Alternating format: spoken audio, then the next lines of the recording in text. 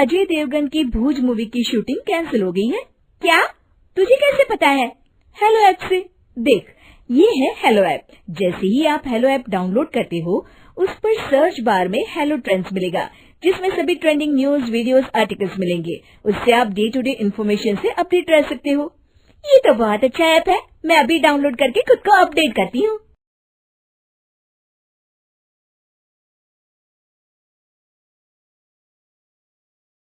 अरे अब कुछ मत पूछ विमला। लाख जतन करने के बाद भी महीने के आखिर तक हाथों में चमन्नी भी नहीं बच पाती। कभी अपने लिए कोई छोटी सी भी चीज लेनी हो तो 10 बार सोचना पड़ता है। तू सही कहती है। आमदनी तो बढ़ती नहीं, लेकिन दूसरी तरफ महंगाई दिन ब दिन बढ़ती ही जा रही है। राशन वाले का बिल, दूध वाले का उधार। अरे तुम औरतें बस इसी तरह जिंदगी भर रोती रहोगी। खुद के पैरों पे खड़े होने की सोचो, तब तुम्हें पैसों के लिए किसी का मुंह नहीं देखना पड़ेगा। अरे तू इतनी बड़ी बड़ी बातें कर रही है, तू ही बता दे हम क्या करें। हम औरतें चाहे तो कोई छोटा मोटा व्यापार कर सकती हैं, जैसे कि साड़ी बेचने का। सुधा की बातें सुन सब औरतें हंस पड़ती हैं। ना भाई ना, मेरे पति को ये सब पसंद नहीं है, वो तो मुझे मार डालेंगे। दूसरी औरतें भी विमला की बात से सहमति जताती है और साड़ी का व्यापार करने से मना कर देती हैं। अगले दिन सुधा अपनी सास से ये बात कहती है। बस अब यही काम रह गया था, सारा दिन यही सब सोचती रहती हो। अरे बढ़िया आई साड़ी बेचने वाली। तभी वहां सुधा का पति विवेक आता है। अपनी माँ की बात काटते हुए कहता है, अरे माँ, सुधा ठीक ही तो कह रही है। अगर ये साड़ियों का व्यापार करना चाहती है तो इसमें क्या गलत है। मुझे तो सुधा की बात पसंद आई।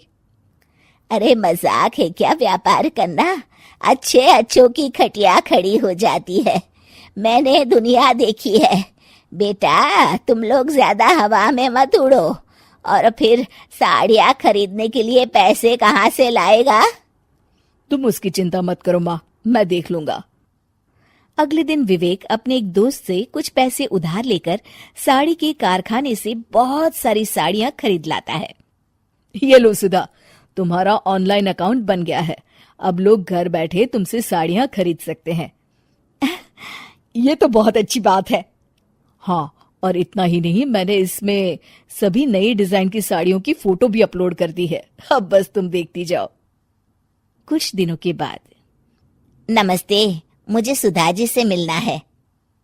ओहो, तू कौन है और मेरी बहू से तुझे क्या काम है?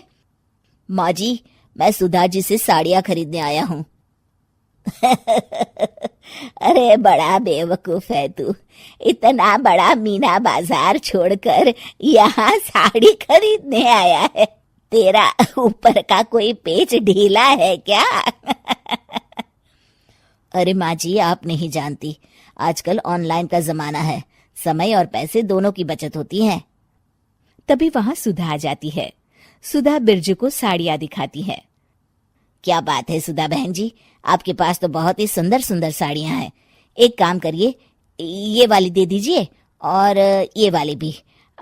छोड़िए, एक काम करिए, ये सभी ही दे दीजिए। सुधा की सास हैरान रह जाती है। अरे इतनी साड़ी का तू करेगा क्या? अरे माँ जी, मेरी बीवी पहनेगी। अरे कितनी बीवियां है तेरी? माँ जी आप भी ना, बीवी तो एक ही है। पहले तो मैं 2-4 साड़ियाँ लेने आया था, लेकिन अब पूरी 20 साड़ियाँ ले जा रहा हूँ। ये लीजिए सुधा बहन जी, आपके पैसे, चलता हूँ। धीरे धीरे सुधा के द्वारा घर में खोली गई छोटी सी दुकान चल पड़ती है और देखते ही देखते सुधा के घर ग्राहकों की लाइन लग जाती है। पैसों की आमदनी देख सुधा की सास की आंखें फटी की फटी रह जाती है। जा बहू, अब तू थोड़ा आराम कर ले, इन लोगों को मैं साड़ियाँ दिखा देती हूँ। माँ जी आप?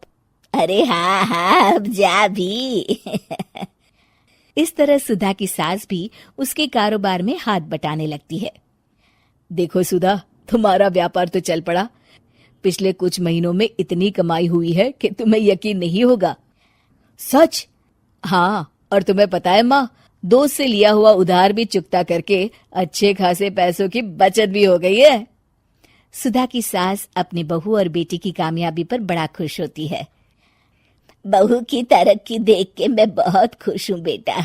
तूने साबित कर दिया कि अगर पति का सपोर्ट मिले तो पत्नी कुछ भी कर सकती है।